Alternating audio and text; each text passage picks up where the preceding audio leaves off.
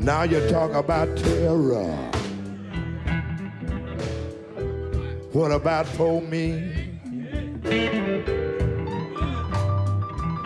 I've been terrorized all my day. All my day.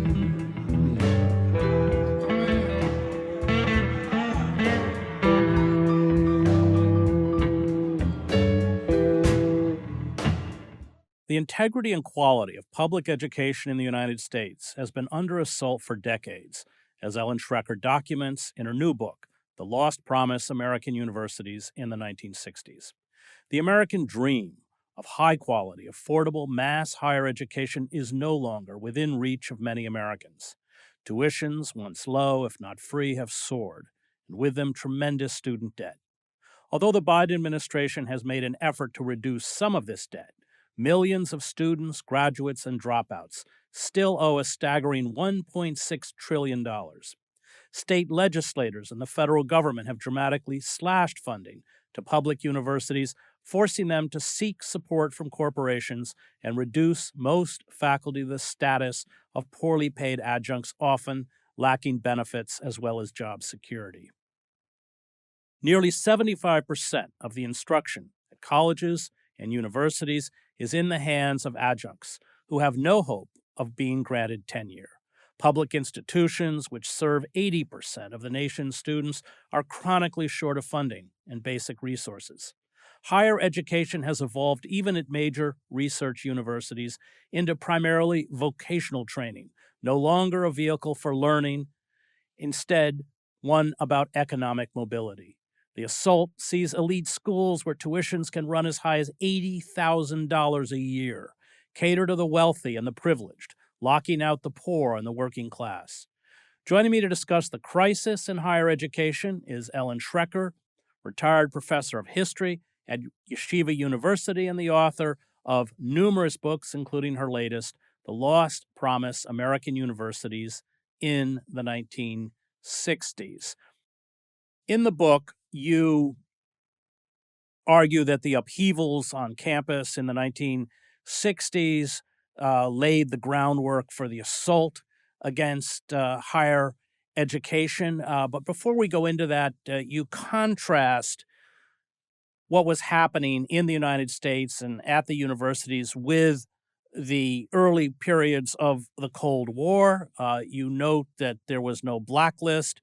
The expansive job market not only enabled the protagonists in your book to find new academic positions once they were removed, it removed the fear that had previously constrained colleagues from making a fuss.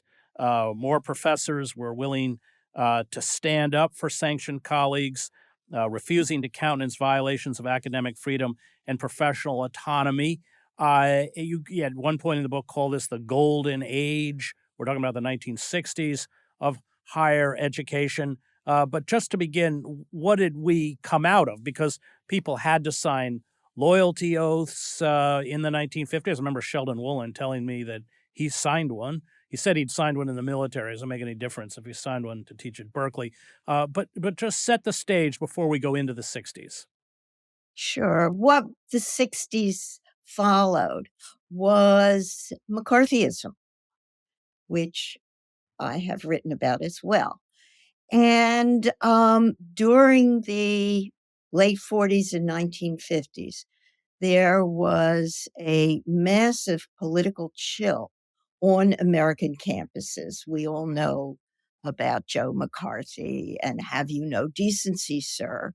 And we know as well about J. Edgar Hoover and the FBI, who was collecting political information of a, sort of conservative nature for more than 100,000 people at least.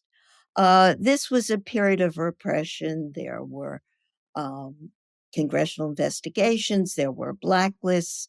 In my own work, I interviewed more than 100 faculty members who lost their jobs for political reasons during the late during the late 40s and 1950s. The irony here is that at the same time that Hoover and McCarthy were running roughshod over the First Amendment, colleges and universities were experiencing their quote unquote golden age. They were experiencing a moment when the American people were incredibly supportive of higher education. The GI Bill after World War II brought a whole new cohort of students onto American campuses, which were no longer mainly for the elite, but were educating middle class, lower middle class, not too many working class or lower class Americans. And was expanding enormously, as were faculty members who really benefited from this so-called golden age. There was money being thrown at people, myself included, to go to graduate school, to get a PhD, and then, as people today would be salivating about, people could get jobs. Well, You could get well-paying tenure jobs. well-paying tenured and tenure-track jobs. And as you noted earlier, if they were fired for political reasons, they would find another one. There were so many jobs. Which Schools were which expanding. wasn't true in the 50s. And I remember from your earlier book on McCarthyism, which I didn't know until I read your book, the FBI would go even into high schools with lists of professors or teachers that they wanted removed without any evidence at all. And these people would be instantly dismissed, and then they were blacklisted. They couldn't get hired anywhere else. Right. But those, by the mid-50s, Sputnik in 1957, when the Soviet Union sent the first satellite up into orbit, at that point, higher education, especially, of course, in the sciences, was considered a matter of national security. So they were really throwing federal money. States were sort of looking to build up their universities. They wanted to have the prestige as well as the winning football teams. And it was really a genuine golden age for people who were interested in ideas. It was very exciting to be a graduate student in the late 1950s and early 60s. I want to, just as an aside, talk about the historically black institutions, because you mentioned Philander Smith College in Little Rock, and that because of anti-Semitism, Jewish refugees often ended up at these institutions. This is not in your book. I just happen to know. Also, a lot of blacklisted professors ended up at colleges like Philander Smith in Little Rock. And Philander Smith College is where the great theologian, the radical theologian James Cone was educated. And I just thought that was fascinating, that because of anti-Semitism and because of McCarthyism and because historically black institutions were considered or marginalized in second tier, you often had these tremendous faculties on them at that particular time. So let's start with the beginning of the unrest on the universities. You spend a lot of time in the book talking about the free speech movement at Berkeley and the importance of teach-ins, which I didn't quite get until I read the book, how important those were. So perhaps you can speak about that. Okay, but I want to speak, since you're actually discuss those black colleges and Sure. universities, the HBCUs, is of course where the 60s began to a large extent, because it's the students at schools like Fisk University in Nashville or Moorhead and Spelman in Atlanta that really began the really jump-started the civil rights movement in a way that brought political activism first to their own campuses and then to the rest of the country. And the one of the things I discovered was that most of the leaders of the what we might call the academic left had in one way or another been involved with the civil rights movement before the Vietnam War, before the Berkeley free speech movement. They had been working with the main civil rights organizations fighting for racial equality. So it's incredibly important to make that connection between the movements of the later 60s on American campuses, and then, of course, the repression against them, to make that connection between the sort of political awakening after McCarthyism and the civil rights movement. And I can remember I interviewed a sociologist, a very active sociologist named Dick Flax, who told me that when he was in graduate school at the University of Michigan, that when he went out on the street and saw a group of students and faculty members picketing in front of the Woolworths store, which was a national chain that had been boycotted by the civil rights movement, he said, "Oh, finally, there's some political action happening on campuses." And that was incredibly important. Well, two of the important figures in your book, Stoughton Lynd, who we just lost, unfortunately, and Howard Zinn, I think they were both at Spelman, both fired because they were doing precisely that with their students. Exactly. Howard Zinn would take his students, they desegregated the Atlanta Public Library. They just went in and student after student would ask for a copy of John Stuart Mill's On Liberty. And then finally, the Atlanta library officials decided they were more trouble than they were worth, and so they desegregated the place.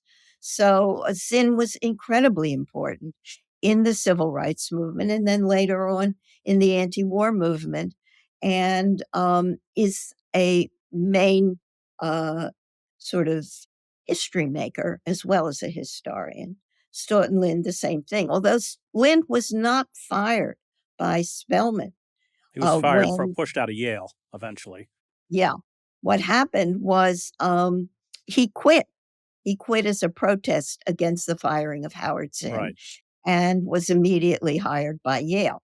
So this is somebody who is not exactly a slouch as a historian. He's quite reputable, wrote a very important book on the American Revolution. And what we're seeing there is a connection between the civil rights movement and the anti-war movement.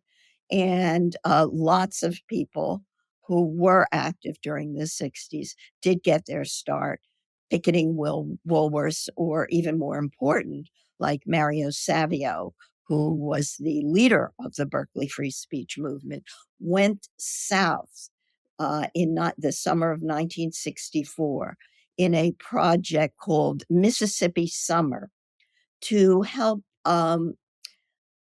register African American men and women as voters in Mississippi. They had really been de uh, s- uh, they lost the right to vote. And what this Mississippi Summer Project was trying to do was gain attention, because there was so much political repression in Mississippi and so much violence. I mean, people were being killed for trying to register to vote. And so the leaders of the Student Nonviolent Coordinating Committee, or SNCC, devised this program of sending white, well connected college students to do voter registration in Mississippi to get some attention. And it worked. It certainly worked. And many of those, what shall we say, veterans from the Mississippi Summer, from the civil rights movement in the North as well, um, became active, very active in the following decade. That's also true for William Sloane Coffin, who you write about in the book. Exactly. Let's talk about the free speech movement at Berkeley. It occupies a pretty important chunk of your book.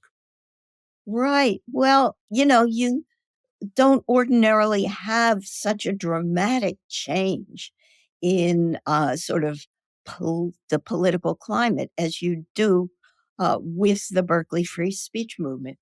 It launched the student movement. It was the first time in American history where students engaged in nonviolent direct action directed against their own universities on political issues. This politicized American students who, until then, maybe they were sort of interested in left things, maybe they were interested in Cuba, maybe they were interested in anti nuclear weapons, in the anti nuclear peace movement. But Berkeley did it. Berkeley said, your university is behaving in an undemocratic manner. This was what the free speech movement was about. The university would not let student groups on campus recruit students for off campus political activities. It was incredibly repressive, much more so than you would expect, because Berkeley was a major, major school. And most people sort of thought of it as a rather liberal place by the late 50s, although during the height of the McCarthy period, it had a loyalty oath for faculty members that led to firings and a blacklist. But by the mid 60s, Berkeley was a kind of political scene. People were going there and they were radicals. And then people who got there who weren't radicals got radicalized. So Berkeley was kind of a hotbed. And then, boom, a group of students, like 1,000 students, sat down around a police car that was taking a civil rights activist to the local jail because he had violated the university's regulations on recruiting students for off-campus political activities. And that did it. The university cracked down on student leaders. Um, Student leaders fought back, organized the Berkeley free speech movement, and forced the university to revise its procedures for on and off campus political activities. In other words, the free speech movement was fighting about free speech. It wasn't a very radical uh, demand. They weren't demanding curricular changes or the hiring of certain radicals or anything like that. All they wanted was to have the same political rights as any other American. This was You write in the book, as a result, the authorities paid insufficient attention to the content of student demands while seriously overreacting to their style. This is, of course, a political figure like Ronald Reagan rides this into the governorship and eventually, of course, the presidency. So you're right that it wasn't particularly radical in any way, but it got a lot of coverage. I think there's the picture of Mario Savio standing on top of that police car, right? sure. And that really triggered the kind of rightist forces that had been in sympathy or in many cases actually participated in McCarthyism. Exactly. There was beginning with Berkeley, a real backlash against the students. I mean, what they were doing was not necessarily legal. They were trespassing. They had taken over the administration building at Berkeley.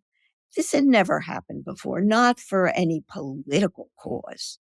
And so, the administration at Berkeley was blindsided. They hadn't expected this. They didn't know what to do.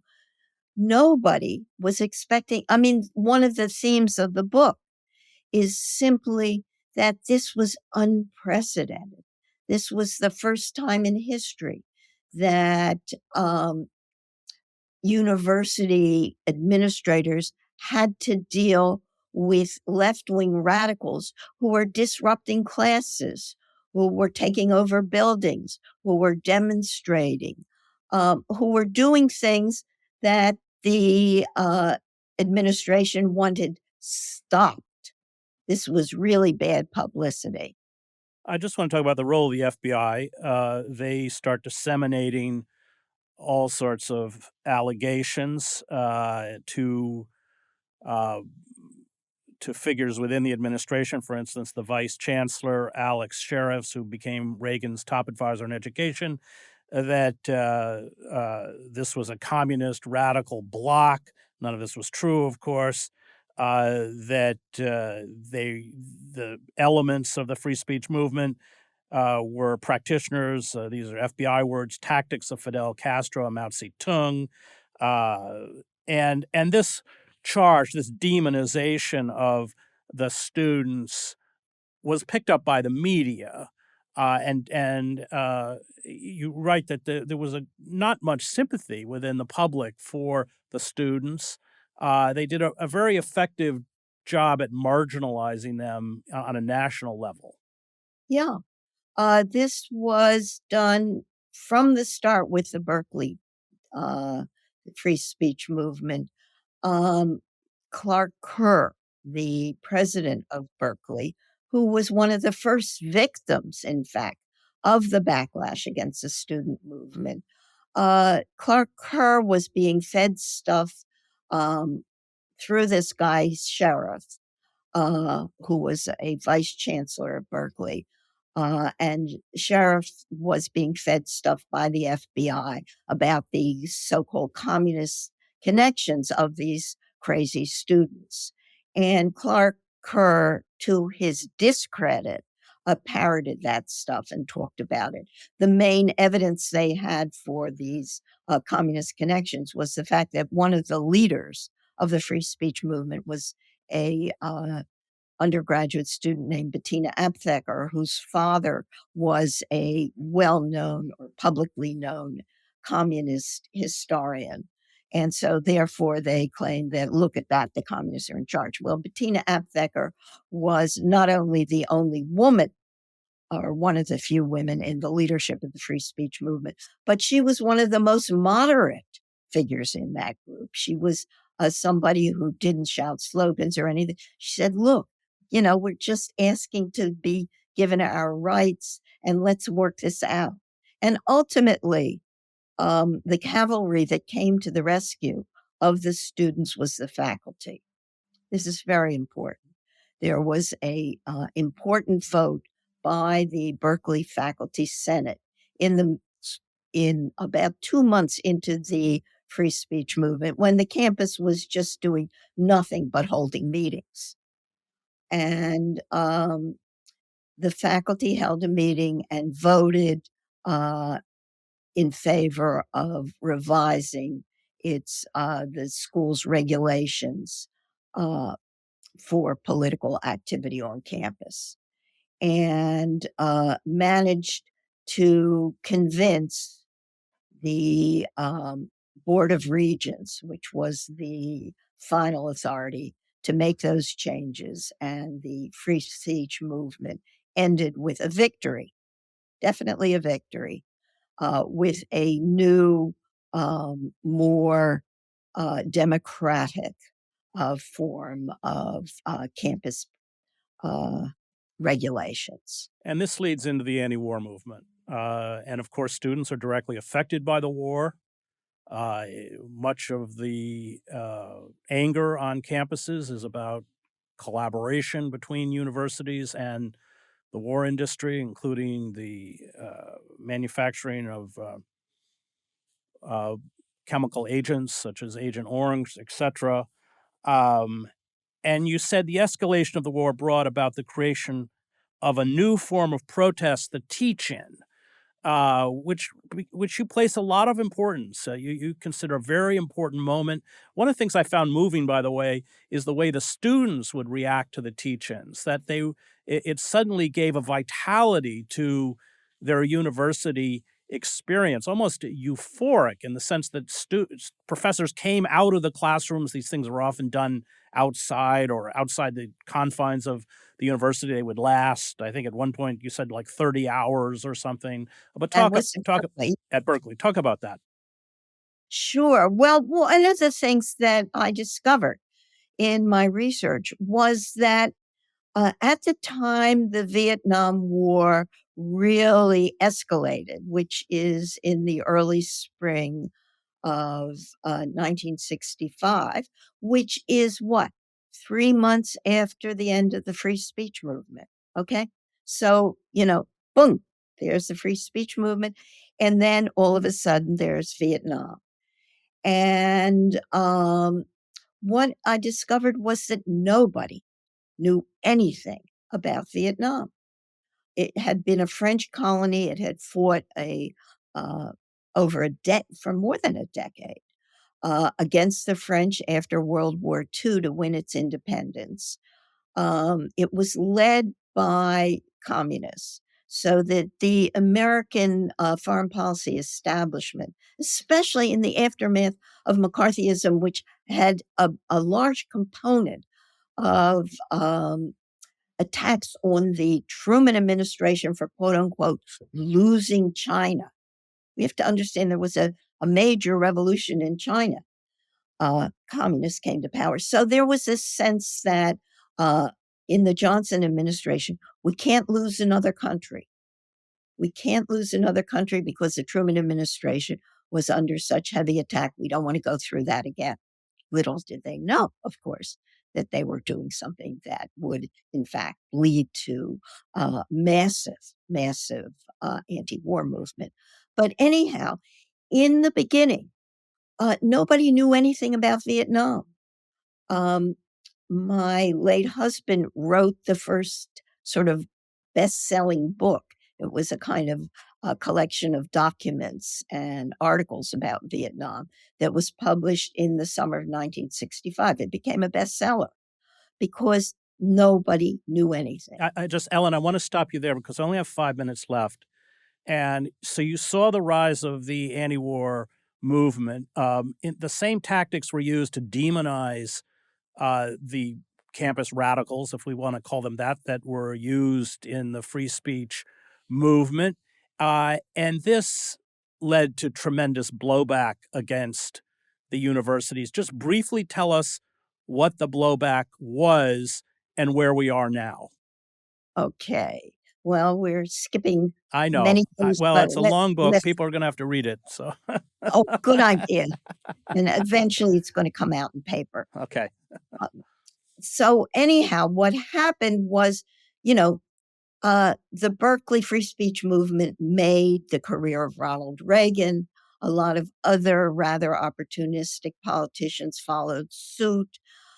And within a few years, by the early 1970s, there were laws on the books against student radicals.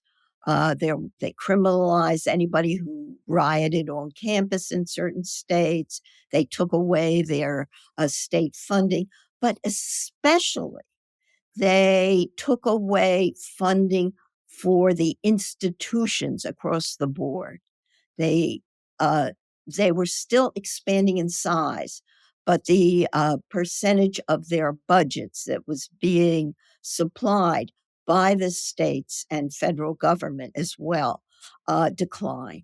And so, where did these schools get the money to continue? Student tuitions. That's where this massive debt, $1.6 trillion, was accrued. Student universities raised tuitions and they cut costs, and the cutting of costs led to a hollowing out of the faculty. Of They did not replace full-time tenure track and tenured professors when they retired. They simply hired adjuncts, part-time workers, or people on 1 or 2-year contracts, none of them with any academic freedom, none of them with the ability to sort of criticize what's going on. Ellen, I just want to stop there because I only have a minute. They also purged the universities, which you write about. They would drive people out, like Stoughton Lynd was driven out of Yale, and they wouldn't tell them that they were being purged for their political positions. But they're like McCarthy, although it wasn't overt, large numbers of faculty who had been politically engaged were pushed out. Well, they weren't pushed out. That's what differentiated the 60s and early 70s from McCarthyism, because universities were still expanding. And so people could get jobs. Now, they wouldn't get very good jobs often, but they were able to get jobs at these expanding colleges, the second tier, third tier public universities. And in fact, Stoughton Lynd was an exception because he really was blacklisted. But I've seen cases of somebody who was fired once, twice, 3 times and still got a job. So it was a different era. But then, of course, as people retired, they were not being replaced. And so you now have a gig professoriate, as we call it. And these are people who are paid so badly and have so little economic security that they really can't give their students the kind of education that those students deserve. They have to teach at 1, 2, 3 different schools. They don't have offices. They don't have the kind of library privileges. They can't do research. And what we're seeing is a decline in the quality of higher education, as well as a rise in the cost. And then because these things are happening, institutions of higher education are becoming increasingly unpopular, to the extent that you now have opportunistic politicians like our dear governor in Florida, Ron DeSantis, cracking down on them politically for things that they're not even doing. And we're seeing a real moment, an existential moment, I would call it, within the world of higher education that's terrifying. And that is also, there's an undercurrent here of racism. And I want to stress, and I'm not sure I even stressed it enough in the book, is this connection between this country's racial problems and the problems of higher education. And that's a theme we have to pay a lot of attention to today. Great. We're going to stop there. That was Ellen Schrecker on her new book, The Lost Promise, American Universities in the 1960s. I want to thank the Real News Network and its production team, Cameron Granadino, Adam Coley, and Kayla Rivera. You can find me at chrishedges.substack.com.